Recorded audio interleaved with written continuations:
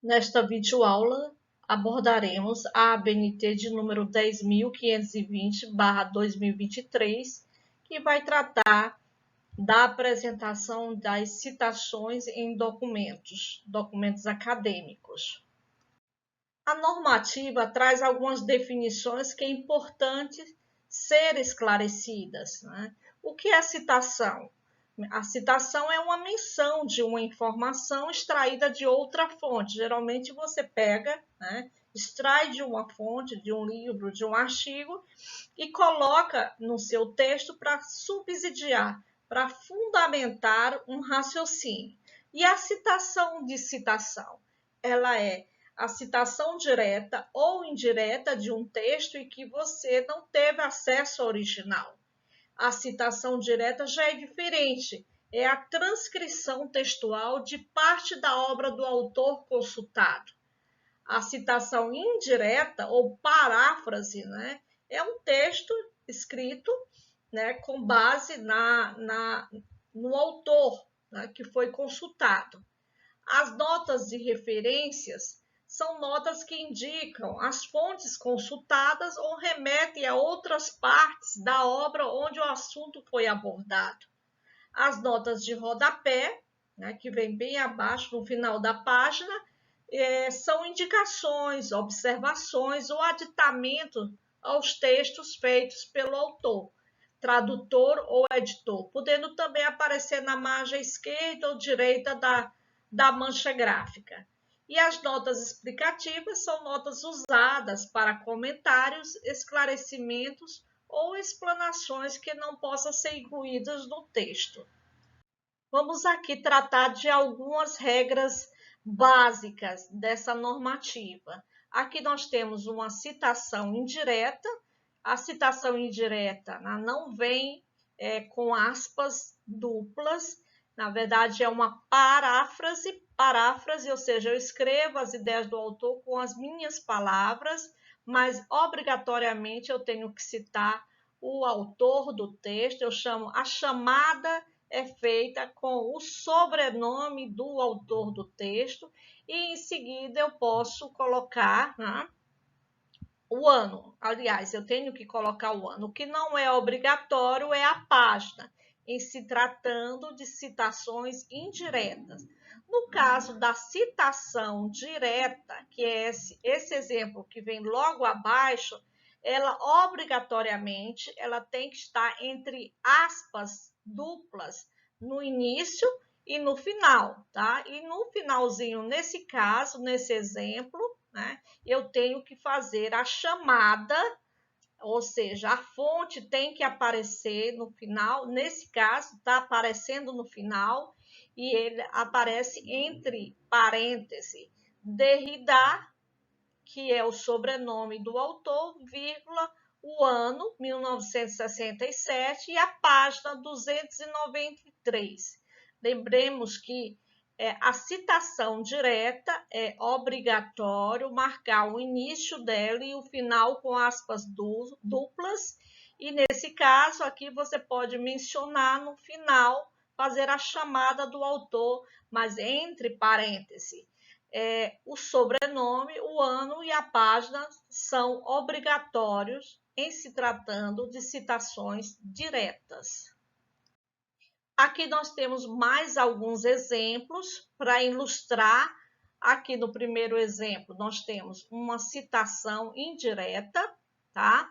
Ela tem o sobrenome, né, do autor, o ano e a página. Aqui aparece a página, né? Mas no caso das citações indiretas, não é obrigatório a página, é facultativo, tá? No caso das citações diretas, é obrigatório, tá?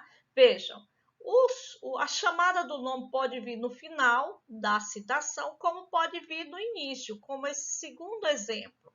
Eu posso fazer a chamada dos autores no começo. Então, veja esse exemplo: Oliveira e Leonardo, aí abre parênteses, 1943, vírgula, página 146. Dizem que aí eu abro aspas, né? Aqui eu fiz uma supressão do texto, para poder alinhar, harmonizar a escrita, né? Aí, em seguida, eu transcrevo, né, a citação e no finalzinho eu fecho com aspas duplas. Eu posso fazer a chamada no começo, né, do parágrafo, como eu posso fazer a chamada do autor, que é a fonte da citação, no final. E a gente já demonstrou no outro exemplo, né? Aqui temos mais outro, terceiro exemplo. Meyer parte de uma passagem da crônica de 14 de maio, né? Aí, na sequência, abre aspas, houve sol e grande sol naquele domingo. No finalzinho, fecha aspas, né? Vejam, aqui tem novamente essa supressão. Esse símbolo significa supressão. No final, aqui foi feita a chamada, o sobrenome do autor, o ano, aqui foi colocado o volume e depois, no final, a página. Aqui nós temos mais exemplos de citações diretas, né? Vamos nos voltar para esta citação aqui, a segunda, né? Onde você tem vários autores dessa citação. Então, nós temos, no caso, a chamada aqui foi no final da citação. A citação está entre aspas, portanto, é uma citação direta. Fechou aspas, aí abre o parêntese. Clarke, sobrenome da primeira autora, ponto e vírgula, Bonini. Então, entre um sobrenome e outro, como se trata de dois autores, se separa por ponto e vírgula. Depois, né, você bota a vírgula, o ano e a página, tá? Esse terceiro exemplo aqui. Você pode começar o trecho fazendo referência ou fazendo a chamada desta forma. Segundo Sá, 1995, página, 2 pontos, abre aspas, tá? Faz a transcrição da citação e depois fecha aspas. Vejam, aqui nesse exemplo, você tem supressão de texto no começo. Veja, a supressão é esse símbolo aqui. Dois colchetes e 3 pontinhos, significa que foi suprimido no começo o texto e foi suprimido no final, né? Lembrando sempre que citações diretas é obrigatório, tem que demarcar o início com as aspas duplas e no final também com aspas duplas e fazendo referência, e é obrigatório, a chamada do sobrenome do autor, o ano e a página. No caso das citações com mais de 3 linhas, recomenda-se o recuo de 4 centímetros. E a letra, nesse caso, ela é menor, né, do que a letra padrão do texto, que é 12. Então, nesse caso, a citação direta ficaria com letra 10 ou 11, tá? E aí você pode, aqui nesse exemplo, você tem a chamada da autora ou do autor no final. E aí, quando é no final, tem que se colocar entre parênteses, o sobrenome é normal, não é mais em caixa alta, o ano e a página. Isso é obrigatório. Outra regra desta normativa são as supressões, interpolações, comentários, ênfase ou destaque. Então, vamos ver aqui como ela recomenda que tenha que ser feita as supressões. Então, para suprimir o texto, eu uso esse símbolo, 2 colchetes e 3 pontinhos, tá? Então, quando eu quero harmonizar um texto, eu trago uma citação de um livro, né? E eu não quero usar todo o texto, eu faço a supressão, tá? E essa supressão pode ser no começo, pode ser no final, pode ser no meio do texto, como vocês estão vendo esse exemplo.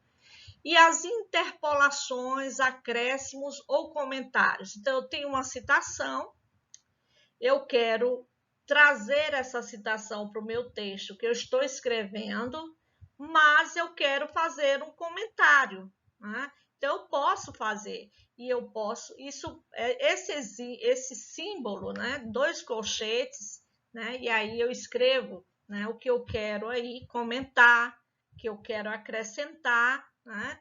Aí eu posso indicar, né, algo para além do texto nesta forma, entre dois colchetes, tá? Veja o exemplo. Aqui é uma citação direta, entre aspas, não se mova, faça de conta que está morta. Aí eu quero fazer um comentário, abro o colchete e faço apenas uma simulação. Isso demonstra que é a fala do leitor, do escritor, né? E não do autor da citação. Bem, eu fiz a chamada aqui, no caso, a normativa fez a chamada aqui no final, né? No exemplo, né? Bem, e como é que se faz as ênfases ou destaque, né? Geralmente se faz grifos ou negritos ou itálico, né? Veja o exemplo. Eu tenho aqui uma citação direta recuada. Eu posso dar ênfase a algum termo dessa citação, portanto, posso escrever uma palavra em negrito dessa citação.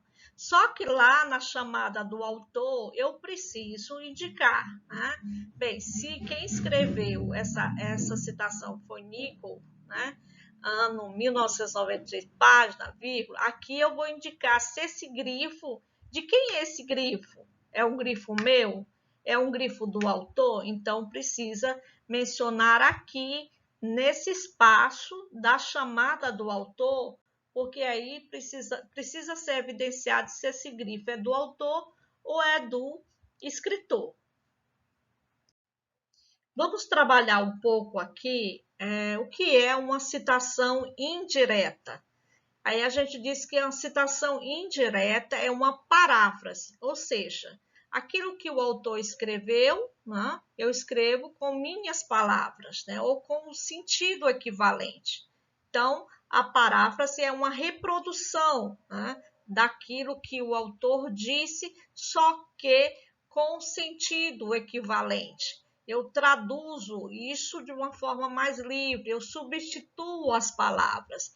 Então, um resumo é uma paráfrase, né? À medida que eu amplio, né, a discussão, dando o sentido do autor, isso é uma paráfrase. A paródia é uma paráfrase. O que vem a ser uma paráfrase reprodução, tá?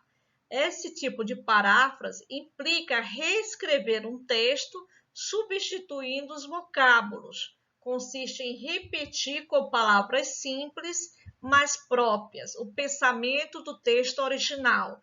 A reprodução pode optar por converter as frases negativas em afirmativas de igual valor. Veja, fazer uma paráfrase é um movimento importante de escrever, né, aquilo que o autor diz com suas palavras, e isso nada substitui. E esse movimento é importante, porque você vai reescrever com um sentido equivalente. Isso é importante, né? Lembrando que nas citações indiretas também é obrigatório citar a fonte e o ano. Não é obrigatório a página, é facultativo.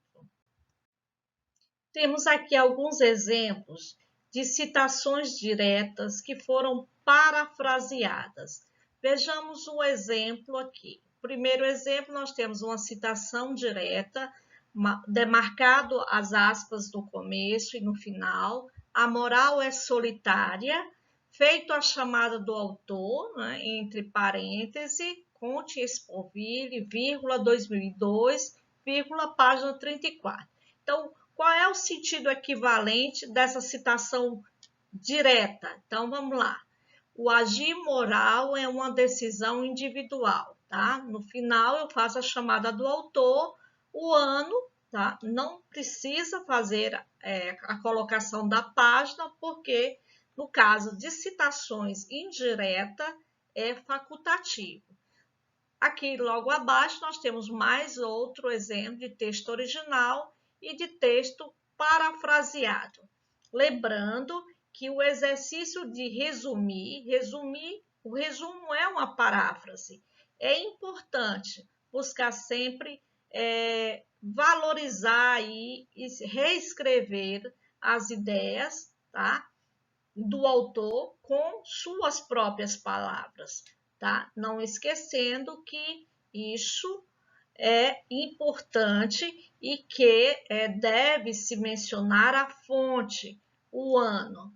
Não é obrigatório citar a página, mas é obrigatório citar, fazer a chamada do autor e o ano.